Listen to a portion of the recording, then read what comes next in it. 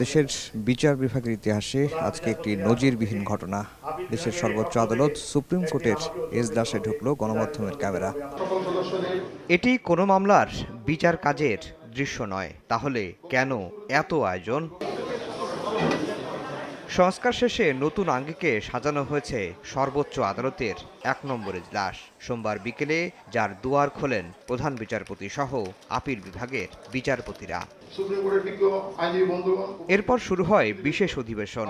এতে আপিল বিভাগ, হাইকোর্ট বিভাগ, সাবেক প্রধান বিচারপতি সহ অবসরপ্রাপ্ত বিচারপতিরাও অংশ নেন। ছিলেন আইনজীবীরাও।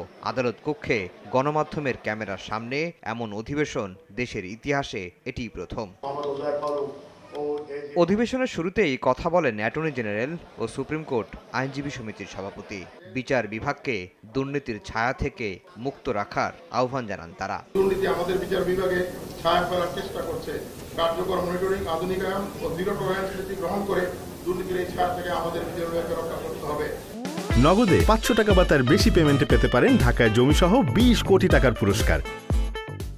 সমাপনী বক্তব্যে অধস্তন আদালতের নানা সীমাবদ্ধতার কথাও তুলে ধরেন প্রধান বিচারপতি। হস্তক্ষেপ চান প্রধানমন্ত্রীর। বেশিরভাগ আদালতেই বিচার প্রক্রিয়া পরিচালনায় বিচারক, আইনজীবী, আদালতের কর্মকর্তা কর্মচারী ও বিচার প্রার্থীরা অস্বস্তিতে ভুগছেন। সোমবারের পর আদালত কক্ষের ভেতরের এই দৃশ্য দেখানো যাবে না টেলিভিশনে, এমনকি সামাজিক যোগাযোগ মাধ্যমেও ভিডিও আপলোড বা ছবি পোস্ট করাও যাবে না বলেও মনে করিয়ে দেন প্রধান বিচারপতি। তবে ব্যক্তি উদ্যোগে সামাজিক যোগাযোগ মাধ্যম এবং ইন্টারনেটে এগুলো উপস্থাপন বা শেয়ার করা যাবে না। আফজাল হোসেন, সময় সংবাদ, ঢাকা।